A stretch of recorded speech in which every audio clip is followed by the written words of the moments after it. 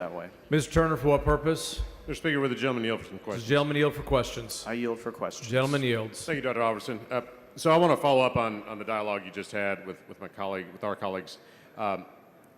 With respect to the $70 million that you're moving out of the Medicaid program, you said it's not going to affect services for children, if I heard you correctly. Is that right?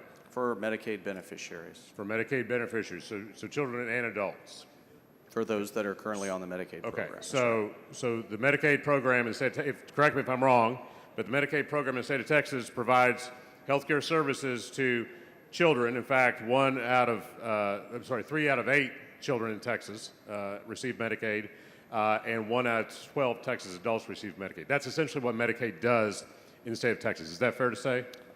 I will accept those numbers, sure. Okay, so if we take $70 million from a program that does 2 things, serves 1 out of 12 Texas adults and 3 out of 8 Texas children, how are we not reducing services if we're cutting $70 million from those 2 services?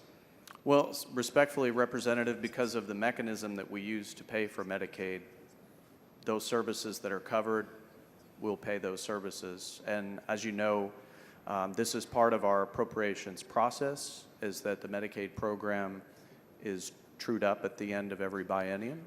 And so that's the mechanism by which we keep our promises. So you mentioned the true up, and you alluded to the supplemental appropriations bill we're going to hear later tonight.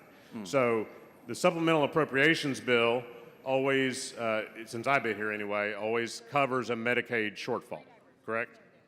I apologize. I couldn't hear the last part of your question.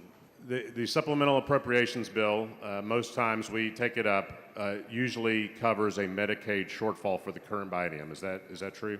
That is not uncommon. Right. Okay.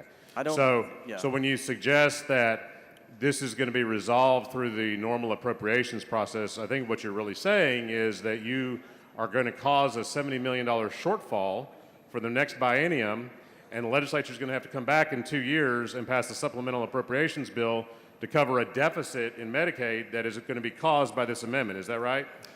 I don't think you can predict that in the future, which is why we, okay. right? But Dr. Oliverson, you just said you're taking $70 million from Medicaid. We've established Medicaid does 2 things. It provides health care for a lot of kids and some adults. So we're taking $70 million from those services. You said we're not going to cut any services, and it's going to be resolved through the normal appropriations process, which you then alluded to the true-up, which is the supplemental appropriations bill.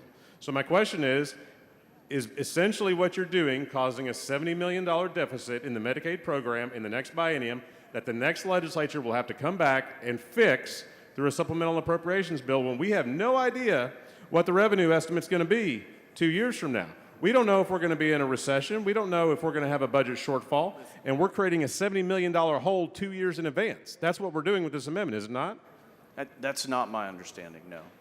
Well, I think, respectfully, Dr. Oliverson, I think in so many words, you said that's essentially what we're going to do. We're going to fix the $70 million shortfall through the normal appropriations process, and you talked about the true-up, which is a supplemental appropriations bill. The only way to do that, to my knowledge, is to do it through a supplemental appropriations bill in 2027, and I don't think we ought to obligate the future legislature on purpose to having to cover a $70 million deficit in Medicaid, because these are services that provide health care, as I said, to 3 out of 8 Texas children, 1 out of 12 Texas adults, and we need to honor our commitment there. But let me ask you one other thing. Are you aware that Texas, in the post-pandemic era, was the most aggressive state in the country in terms of the Medicaid unwinding, that millions of people lost their Medicaid coverage in very short order, and we have found in that time period that a lot of people who are qualified for Medicaid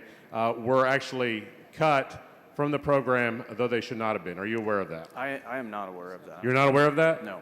You're not aware of are you aware of the Medicaid unwinding process? I am aware of that process. Okay. Are you aware that? I'm not aware that process has proceeded in a way that is.